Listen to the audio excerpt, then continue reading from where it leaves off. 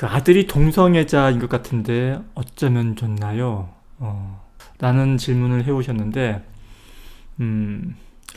이 동성애를 죄악시하는 저희 같은 신앙인으로서 자신의 자녀가 이 동성애 성향을 가지고 있다는 것을 알게 되었을 때 느끼게 되는 그런 이 정신적인 충격과 이 고통은 이루 말할 수 없을 것입니다. 제가 이 문제에 대해서 어떤 무슨 속 시원한 답변을 드릴 수는 없지만은 저 또한 한 사람의 이 자녀를 키우는 이 부모의 입장으로서 이 문제에 대한 이 저의 개인적인 의견을 한번 나누고자 합니다. 저는 먼저 만일 저의 아이가 질문자의 자녀처럼 이 동성애 성향을 가지고 있다면 어떠할까 한번 이 생각을 해보았습니다. 물론 저 또한 이 큰 충격과 함께 무척이나 힘들어 할 것 같습니다. 그러나 다시 한번 차근차근 이 생각을 가다듬어 본다면은 이 문제가 조금은 다르게 다가올 것 같습니다. 우선 먼저 저는 이 목사로서 가장 먼저 이 생각해 보아야 할 점은 이 아이의 신앙에 관한 문제일 것입니다.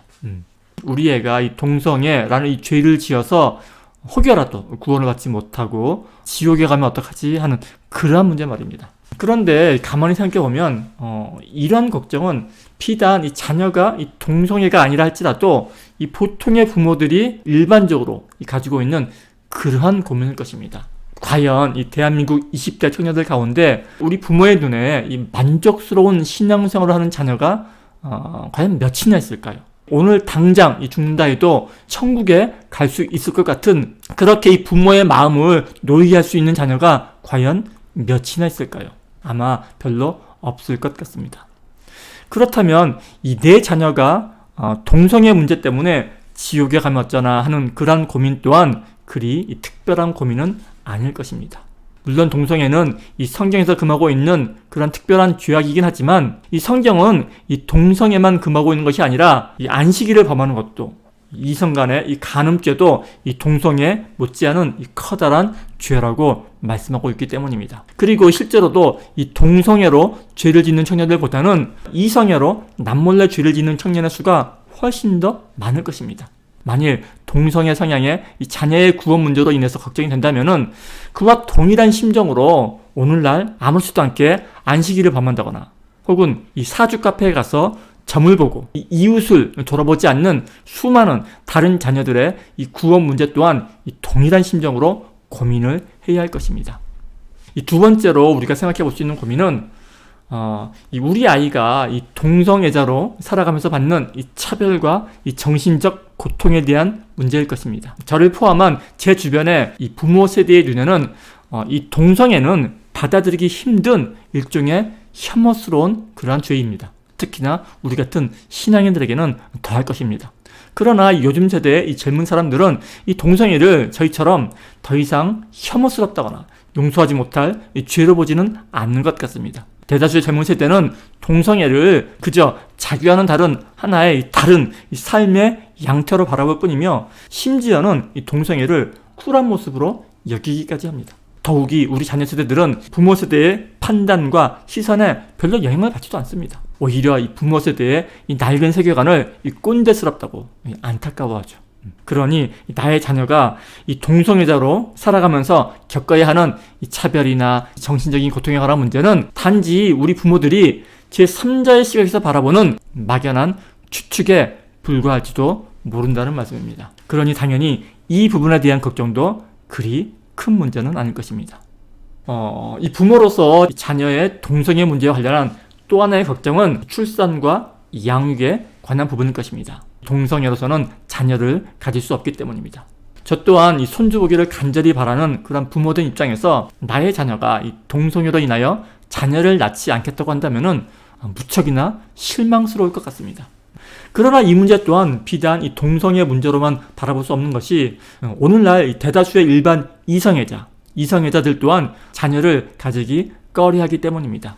현재의 이 기록적인 이 출산율 문제를 겪고 있는 우리나라의 상황에서 이 문제의 원인이 동성애 때문이라고 보는 사람은 아마 아무도 없을 것입니다. 때문에 오늘날 이 저출산 문제는 사회적인 문제는 될지언정 이 동성애 문제로만 국한시킬 수 없다라는 말씀입니다. 만일 이 자녀 양육에 대한 엄청난 부담과 이 고충에 대한 어떤 사회적인, 제도적인, 획기적인 개선이 이루어지지 않는다면은 일반 이성의 커플 또한 자녀 출산을 꺼려할 것이고, 이는 단지 손주를 안아보고 싶다라는 부모의 욕심으로는 해결될 수 없는 일일 것입니다.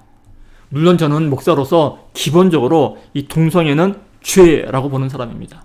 왜냐하면 성경에 명백하게 이 동성애는 죄라고 말씀하기 때문입니다. 그렇다면 이 동성애가 성경에서 말하고 있는 명백한 죄라면은 그 죄를 해결하는 방법 또한 성경에 입각해서 생각해 보아야 할 것입니다. 제가 이 앞서 말씀드렸다시피 성경은 비단 동성애뿐만이 아니라 간음하는 것, 이 간음하는 것 또한 죄이며, 이 안식일을 범하는 것은 그보다 더 큰 죄라고 말씀합니다. 심지어는 이 부모에게 대드는 것, 이 부모에게 불의하는 것도 죄라고 말씀합니다. 실제로 구약성경에선 이 간음죄는 발견 즉시 현장에서 돌을 던져 사형에 처해도 무방한 중죄였습니다. 이 간음죄는 오늘날로 따지면은 불륜을 저지르는 것인데, 성경대로 따지자면은 이들은 모두 사형을 시켜야 하는 중죄인들인 것입니다.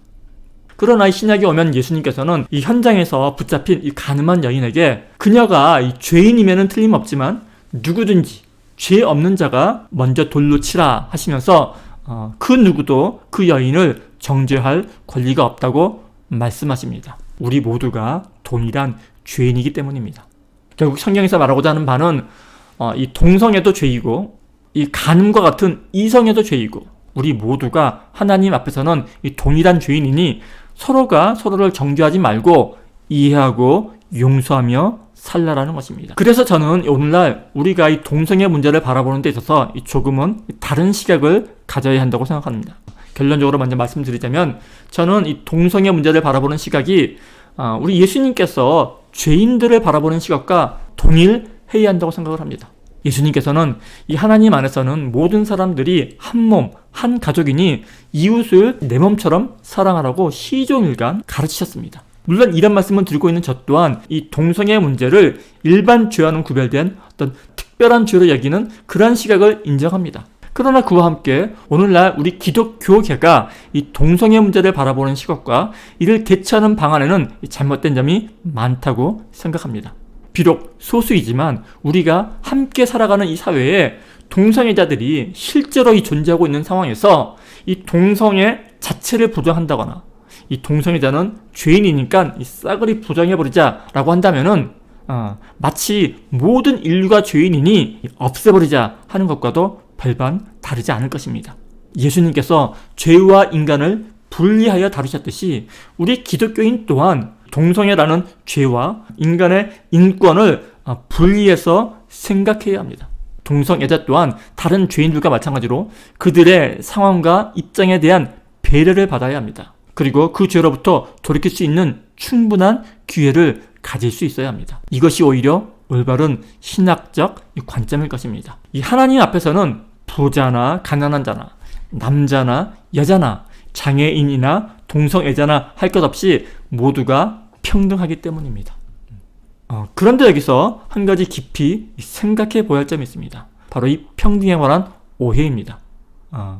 이 소수와 약자에 대한 배려는 반드시 필요하지만, 그러나 이 말은 이 소수와 다수가 무조건 동일하게 나누어 가져야 한다는 그런 말씀은 아닙니다. 사람들은 한때 예수님의 평등 사상을 무엇이든 똑같이 나누어 갖자라는 말로 오해했던 적이 있었습니다.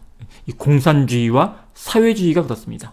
그래서 이 초창기 공산주의자들 가운데는 유독 깨어있는 지식인들이나 기독교인들이 많았습니다. 그러나 무엇이든 똑같이 나누어 가져야 한다거나 누구나 똑같은 권리를 누려야 한다는 생각은 전혀 평등하지도 않고 공평하지도 않습니다. 예수님께서도 그렇게 가르치신 적이 없습니다. 제가 살고 있는 미국 캘리포니아에서도 동성애 관련 논쟁이 정치적으로 뜨겁습니다. 여기서도 저 또한 피부로 느낄 수 있는 것이, 제 아이들이 다녔던 학교의 교감 선생님이 동성애자였고 교과 과목에 동성애 성교육을 의무적으로 시켜야 한다는 등, 이 아이를 키우는 학부모 입장에서 도저히 수용할 수 없는 그런 정책들이 무차별적으로 법안으로 입안되고 시행되고 있는 실정입니다. 뭐 젠더 화장실이라고 해서 자신이 여성이라고 생각하고 주장하는 것만으로도 이 남자의 신체를 가지고 여자 화장실을 이용할 수 있도록 법제화한다거나 일반인들이 꺼려하는 그러한 자신들만의 그런 성적 취향을 일부러 드러내는 그런 퀴어 퍼레이드라든지 그러한 동성애자들의 축제 등은 분명히 올바른 행위가 아닐 뿐더러 이 전혀 배려받을 행위 또한 아닐 것입니다. 저는 그런 것들을 지지하는 것이 아닙니다. 이 동성애는 분명히 일반적이지 않은 모습이고 이것을 이 정상이라고 주장하는 것은 분명히 잘못된 것입니다. 평등이란 각 사람에게 부여받은 인격의 가치가 동일하다라는 그런 의미이지 마치 공산주의자들이나 사회주의자들이 주장하는 것처럼 모든 것을 평등하게 똑같이 나누어 가지자는 그러한 기계적인 평등이 아니기 때문입니다. 동성애자들은 자신의 그러한 동성애 성향을 정상이라고 주장하면 안 됩니다. 동성애는 다만 배려받아야 할 이 소수의 성적 취향이지 자랑스럽거나 바람직한 그런 모습은 아니기 때문입니다. 소수의 인권이 권리이듯이 다수의 인권 또한 동일하게 보장받아야 할 인격적 권리입니다.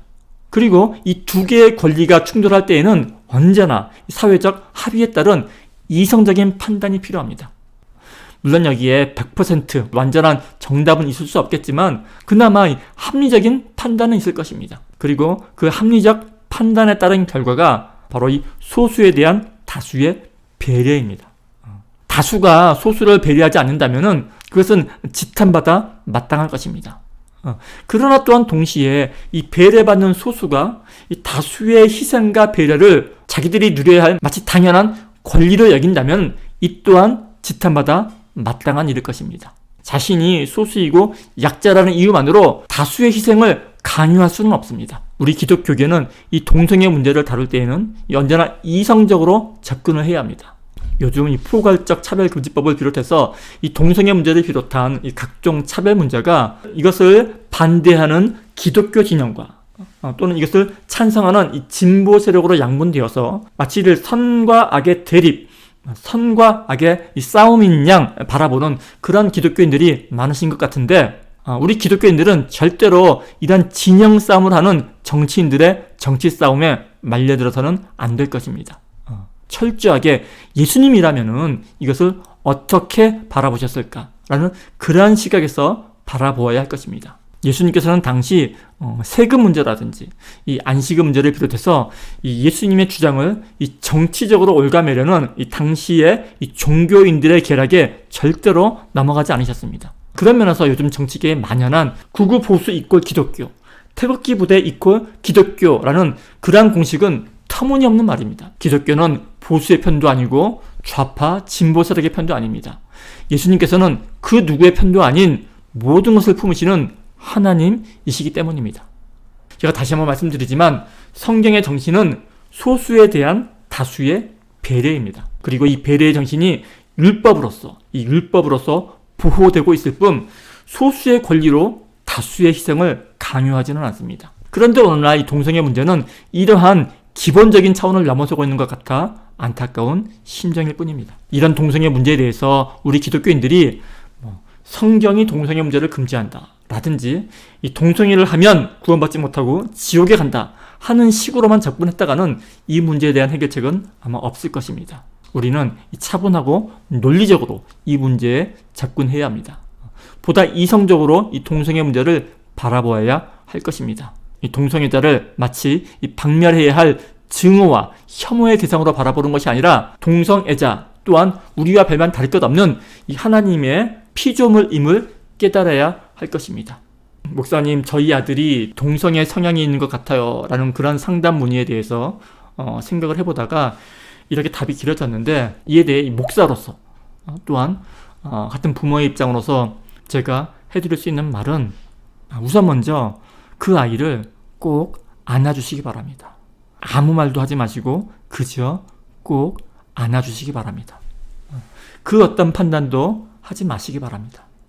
그 어떤 신앙적인 조언도 하지 마시기를 바랍니다. 그저 단지 그 아이의 편에 서 계셔 주시기를 바랍니다. 그리고 진솔한 마음으로 이렇게 말씀해 주시기 바랍니다. 나는 네가 동성애자라 할지라도 너에 대한 사랑은 변함이 없다. 네가 비록 동성애자라 할지라도 네가 나의 아들이라는 사실에는 변함이 없단다 라고 속삭여 주시기 바랍니다. 아울러 이 말씀도 꼭 덧붙여 주시기 바랍니다. 너의 그 동성애라는 죄로 인하여 신앙인인 엄마가 받고 있는 그 고통에 대하여, 그 정신적인 고통에 대하여 아이와 함께 충분하게 진솔하게 나누시기 바랍니다. 판단하지 마시고 정죄하지 마시고 그저 함께 나누시기 바랍니다. 그것이 신앙인으로서 우리가 해야 할 일의 전부입니다. 왜냐하면 이 동성애는 명백한 죄이지만 그것을 판단하고 정죄하는 것은 더욱더 큰 죄이기 때문입니다.